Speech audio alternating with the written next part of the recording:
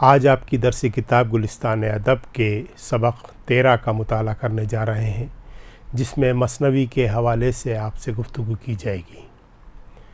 आपको पता है कि मसनवी गुलजार नसीम का हिस्सा आपके कोर्स में शामिल किया गया है और ये मसनवी पंडित दयाशंकर नसीम, जो लखनऊ के एक बेहतरीन और मुअज़्ज़िज़ शायर की हैसियत से जाने और पहचाने जाते हैं, उनकी मसनवी है और उस मसनवी का कुछ हिस्सा आपकी कोर्स में शामिल किए गए हैं।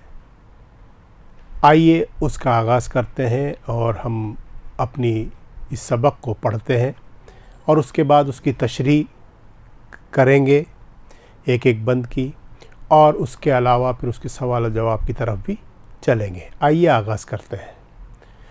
स्क्रीन पर आपके सामने ये आपकी किताब का हिस्सा उभर करके सामने आया है और उसका उन्वान आप देख रहे हैं कि ये लिखा हुआ है, पहुंचना बकाउली का दारुल खिलाफत ज़ैनुल मुलूक में और वज़ीर होकर ताजुल मुलूक की तलाश में रहना। ये जो हिस्सा आपकी कोर्स में शामिल किया गया है उसका उन्वान है। आइए हम इसको पढ़ते हैं और किस तरह से गुल बकाउली का ये क़िस्सा आप तक पहुंच रहा है कि बकाउली का गुल कोई ले जाता है और उसी तलाश में वो इधर उधर घूमती है। उस मंज़र को आपके सामने पेश किया गया है। गुलची का जो अब पता मिला, यूँ शाख़ कलम से गुल खिला है, वो बादे चमन चमन खरामा, यानी वो बकाउली परेशां। गुलशन से जो खाक उड़ाती आई, इस शहर में आती आई। देखा तो खुशी के चहचहे थे, देखा तो खुशी के चहचहे थे। गुलची के शगुफ़े खिल रहे थे, गुलची के शगुफ़े खिल रहे थे। गुलबाग़े ज़ना था जो जहाँ था, गुलबाग़े ज़ना था जो जहाँ था। एक एक हज़ार दास्तां था, एक एक हज़ार दास्तां था। पाते ही पता खुशी से फूली, पाते ही पता खुशी से फूली। शाद ऐसी हुई कि रंज भूली, शाद ऐसी हुई कि रंज भूली। जादू से बनी वो आदमी ज़ाद, जादू से बनी वो आदमी ज़ाद। इंसानों में आ मिली परी ज़ाद, इंसानों में आ मिली परी ज़ाद। और फिर उसके आगे है कि सुल्तान की सवारी आ रही थी, सुल्तान की सवारी आ रही थी। सूरत जो निगाह की परी थी, सूरत जो निगाह की परी थी। पूछा ए आदम परी रू, इंसा है परी है कौन है तू, इंसा है परी है कौन है तू।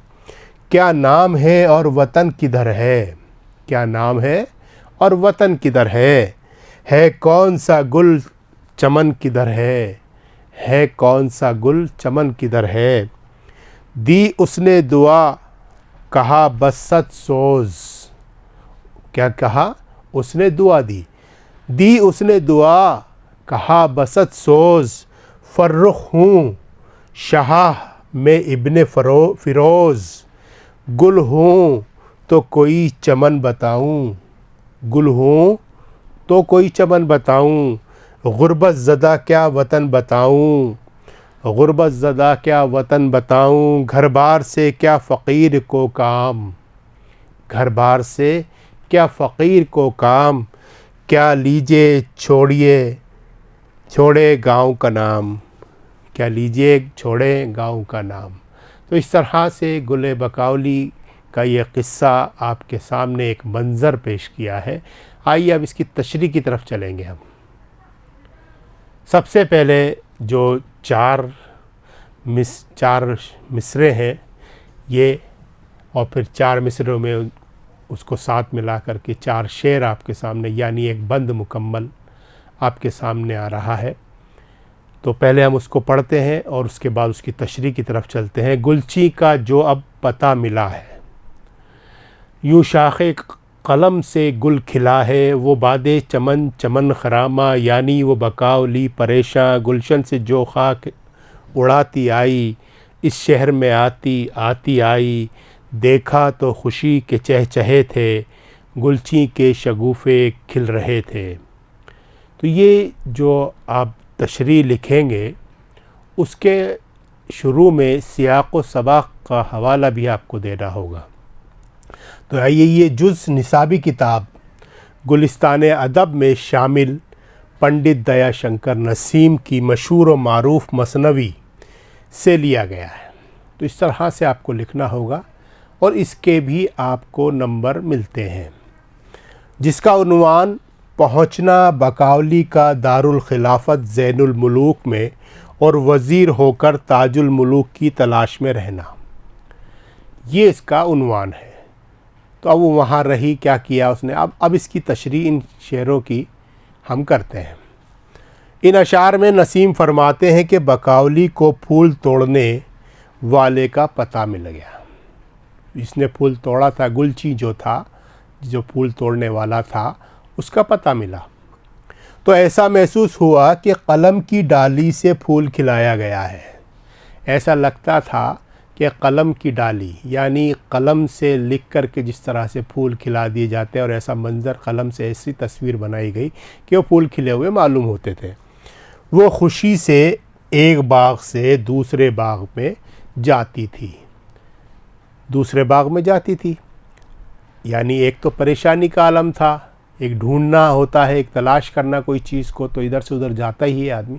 तो एक बाग से दूसरे बाग में बकावली घूम रही थी, क्योंकि बकावली फूल के शदीद तौर पर परेशान थी, फूल के लिए शदीद तौर पर परेशान थी। ये उसका पसंदीदा फूल था, इसलिए उसके लिए परेशान थी।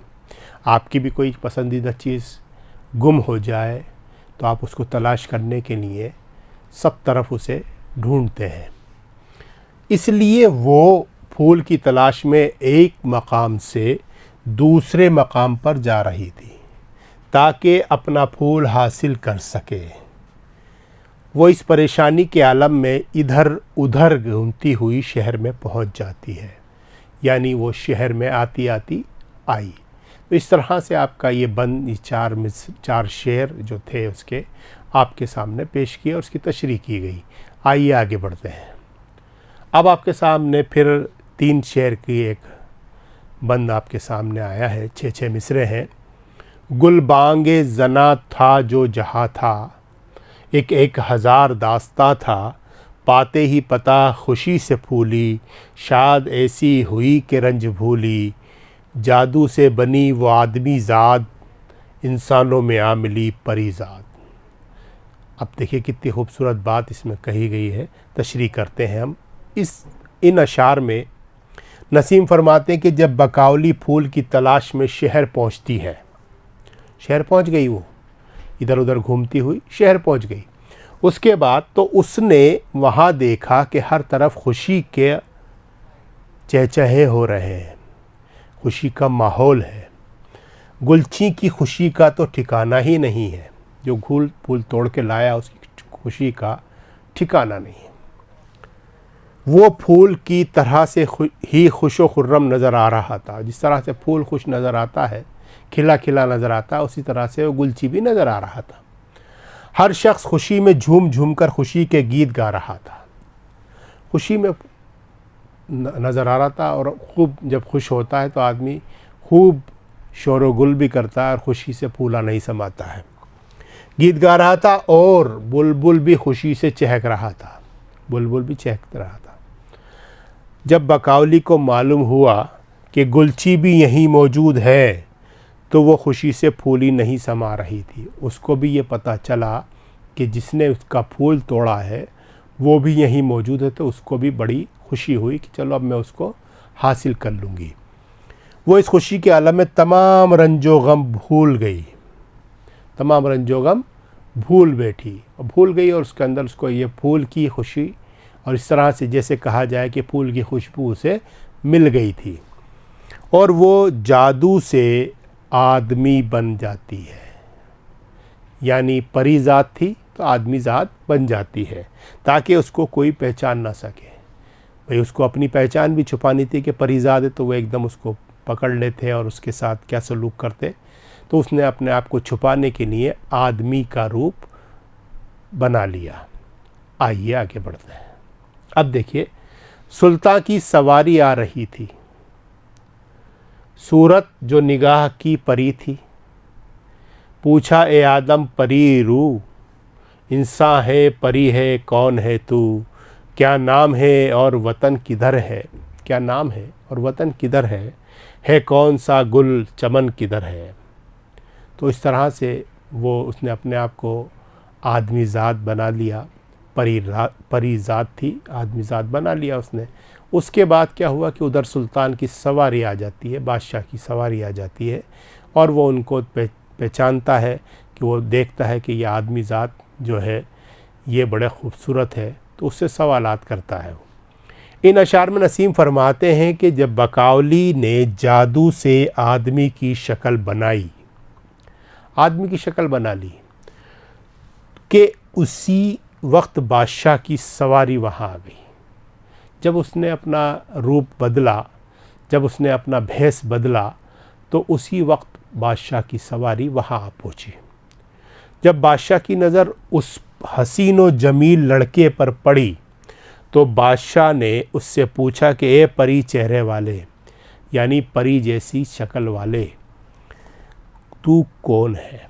ए इंसान जिसकी शक्ल तेरी परी जैसी है, तू कौन है, तेरा नाम क्या है और किस वतन का रहने वाला है, तू किस बाग का फूल है, और वो यानी जहाँ का तू रहने वाला है कहाँ है, मतलब जहाँ पर तू रहता है तेरा वतन किधर है, उसके बारे में मालूम करने लगा। जहाँ से तू आया है वो जगह कौन सी है। इस तरह से बादशाह ने उससे सवालात किए। अब बकावली ने जो आदमी ज़ात बन गई थी तो वो परी ज़ात, लेकिन आदमी ज़ात बन गई थी, तो उसने क्या जवाब दिए, आइए आगे वाले बंद के अंदर देखते हैं। दी उसने दुआ, कहा बसत सोज, मतलब परेशानी के आलम में थी वो, तो उसने दुआ दी। फर्रुख हूँ शाह मैं इब्ने फ़िरोज़, गुल हूँ तो कोई चमन बताऊँ, मतलब फूल हूँ तो कोई चमन बता दूँ। गुर्बत ज़दा क्या वतन बताऊँ, मैं तो ख़ुद दूसरे शहर से आए भी हूँ, कौन सा वतन बताऊँ, मैं तो गरीब हूँ। घर बार से क्या फ़कीर को काम, क्या लीजिए छोड़े गाँव का नाम। मसनवी के इन अशार में तशरीह कर रहे हैं अपन। इन अशार में नसीम फरमाते हैं कि शहनशाह के नाम व पता पूछने पर वो बादशाह को दुआ देते हुए कहता है, वो लड़का जो बना हुआ था बकावली, कि बादशाह मैं फ़िरोज़ का बेटा हूँ, फ़िरोज़ कोई था उनका, उसका बेटा हूँ, और मेरा नाम फर्रुख है। अगर मैं किसी बाग का फूल होता तो इस चमन का पता बताता, मगर अगर मैं किसी बाग का फूल होता चमन बताता। मैं तो सीधा साधा इंसान हूँ, मैं तो एक परदेसी हूँ। गुर्बत ज़दा यानी परदेसी के मानों में लिया है।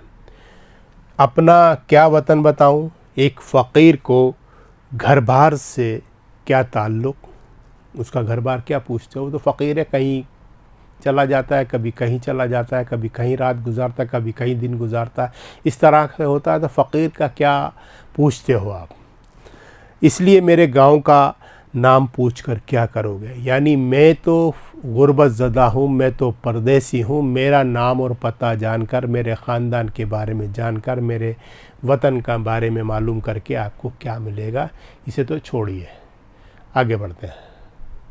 अब देखिएगा, हमने ये सबक पूरा किया था, इसके बाद आपके सामने लफ्ज़ व मानी आए हैं, और लफ्ज़ व मानी को हम एक दफ़ा पढ़ लेते हैं कि मुश्किल लफ्ज़ कौन कौन से हैं, उनके क्या मतलब हैं। आइए, सबसे पहले दारुल खिलाफत दिया हुआ है, यानी राजधानी, जिसे आप अंग्रेज़ी में कैपिटल कहते हैं। गुलची, फूल तोड़ने वाला, फूल जो तोड़ता है उसको कहते हैं। बादे चमन खरामा खरामा, कई बागों से होकर आने वाली, यानी अलग अलग जगह से घूम कर के आने वाली। खाक उड़ाना यानी आवारा फिरना, मारा मारा फिरना, यानी अगर खाक उड़ाना ये कहें तो मिट्टी उड़ाना। और मिट्टी कब उड़ती है? जब आदमी इधर से उधर घूमता फिरता है, उसे कोई काम नहीं होता और परेशानी के आलम में होता है। चहचहे, खुशी से भरी हुई आवाज़ें। आदमी चहचहाता तभी है जब वो खुश होता है। अब उसके साथ कोई गम हो गया और वो चहचहाए तो ऐसा मुमकिन ही नहीं होता। शगुफ़े यानी कलियाँ। क्या होता है? कलियाँ।